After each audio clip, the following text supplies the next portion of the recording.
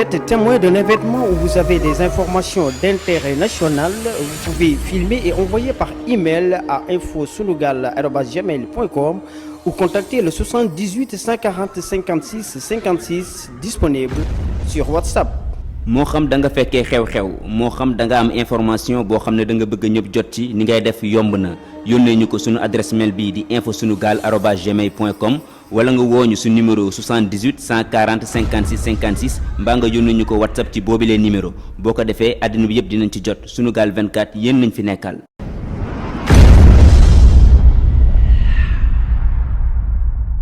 Et nationale, la nécessité nous est clairement apparue de répondre positivement à l'appel du président de la République pour une union de l'ensemble des forces de la nation pour mieux faire face aux défis du moment. D'autres intelligences m'avaient suggéré de choisir un autre chemin, le chemin d'une opposition radicale tentant d'utiliser les interrogations et les inquiétudes légitimes des populations et en particulier de la jeunesse, nées du contexte de crise, pour fragiliser le régime en place et en tirer des gains politiques immédiats. Je respecte leur intelligence et leurs analyses, mais je n'ai pas choisi ce chemin-là. J'ai choisi le chemin d'une implication directe et personnelle pour participer aux efforts qui nous incombent à tous pour redresser la situation de notre pays. Au plan international, ce n'est un mystère pour personne que les plus grandes économies, nos plus grands partenaires, ont souffert et souffrent encore du Covid-19 et de son cortège de conséquences économiques et sociales. Aux États-Unis, première puissance mondiale, des milliers, des millions de personnes sont en train de perdre leur emploi et de perdre leur maison, faute de pouvoir payer leurs échéances. En Europe, qui accueille l'essentiel de notre diaspora, la situation est identique, une chute drastique de leurs économies. Et d'ailleurs, le premier impact immédiat pour nous, c'est que les transferts de notre diaspora en direction du pays ont également connu une chute considérable. Au point que des transferts inverses du pays vers notre diaspora soient devenus nécessaires. C'est dans un tel contexte où également dans notre sous-région, des conflits et des tensions extrêmement vives déchirent les classes politiques qu'il nous appartient de rendre grâce au Sénégal qu'au moyen d'une discussion sereine, longue, profonde, dans plusieurs cadres, notre classe politique qui représente 85% de l'électorat soit parvenue à s'entendre pour mieux prendre en charge les défis du pays. Mais qu'on ne s'y trompe pas. La classe politique seule n'y suffira pas. La situation exige que toutes les filles et tous les fils du pays soient mobilisés et tendus vers le même but.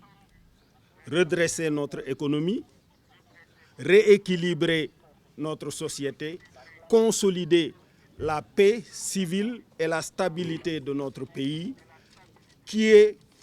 qu'on le dise ou non, l'un des rares îlots de stabilité dans notre sous-région. Et nous devrons également assumer notre responsabilité en direction de nos autres pays frères pour consolider la stabilité là où des conflits politiques ont déchiré la classe politique.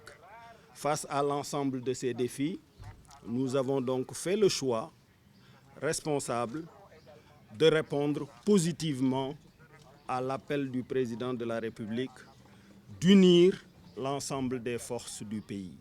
Je rends grâce à Dieu de nous avoir permis de faire ça, ce n'était pas facile. Je remercie l'ensemble des autorités religieuses de notre pays pour leurs prières et pour leur prescription en notre direction de toujours œuvrer pour d'abord consolider la paix et la stabilité du pays, de manière à rendre possible toutes les autres activités, qu'elles soient cultuelles, culturelles, économiques et sociales. Je vous remercie. jërëjëf kon asalaamualeykum mbokku Sénégal ginnaaw bu ñu leen nuyoo yéen ñëpp sant yàlla julli ci yonent bi alayhi salaatu wassalaam ñoo ngi leen di gërëm yéen mbokku taskatu xibaar yi ci teewaay bii ngeen teew fii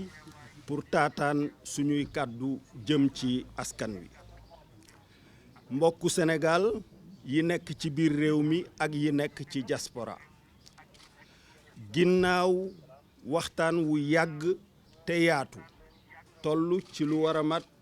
fukki weer ak juróom daanaka bi ñu génnee ci élection présidentielle yi yéen a ngi fàttaliku ne fii ci sama kër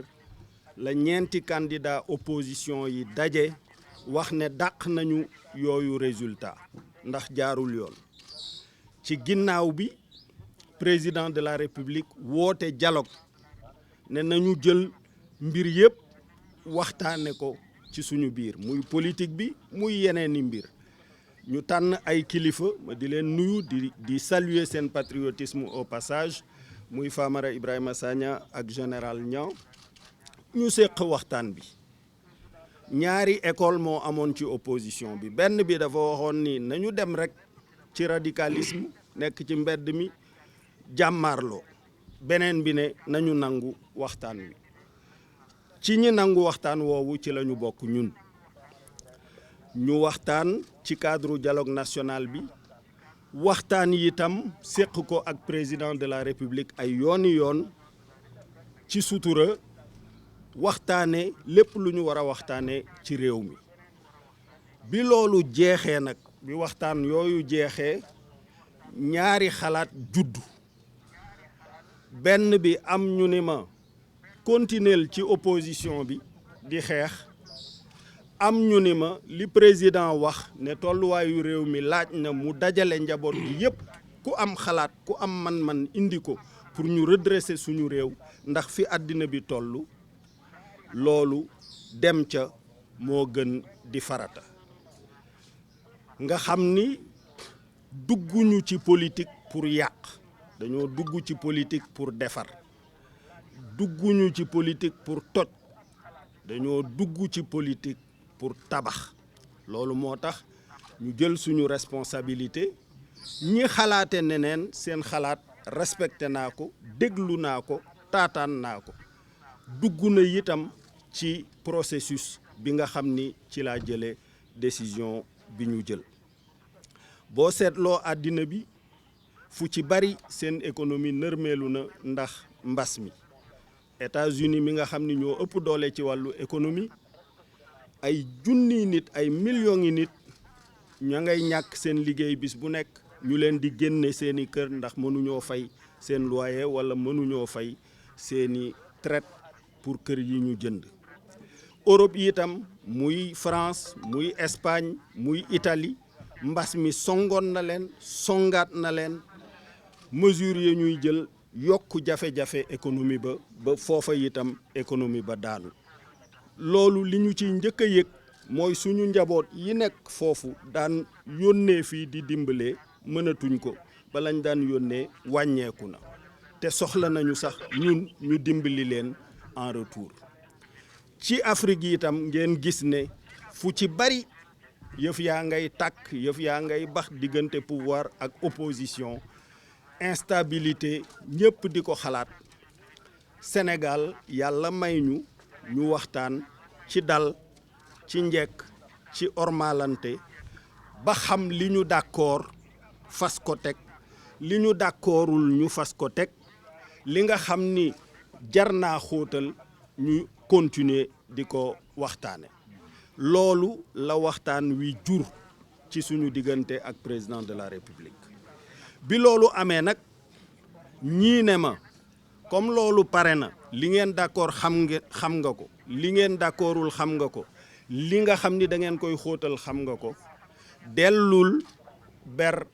sa yoon nekk ci opposition bi même bu fekkente ne dañu koy renforcer par le fameux statut de l'opposition et de son chef ñi ci des ne ma diggante seetaan ak tàbbal sa loxo comme da ngaa jóg pour defar bu dee sax tuuti lu toll ni tarfatal ay ni ngay contribuer pour mu gën a jag jaadu na ci fii réew mi toll nga tàbbal sa loxo xalaat boobu nag moom laa jëfe moo jur lii ngeen dégg di ñaan suñu boroom mu jàppale Sénégal pour que li ñu ciy séentu ci redressement li ñu ciy séentu ci ndam suñu boroom defal ñu ko ñu bàyyi xel rekk ne vraiment Sénégal ñépp ci war a dugal seen loxo ñuy sant bu baax.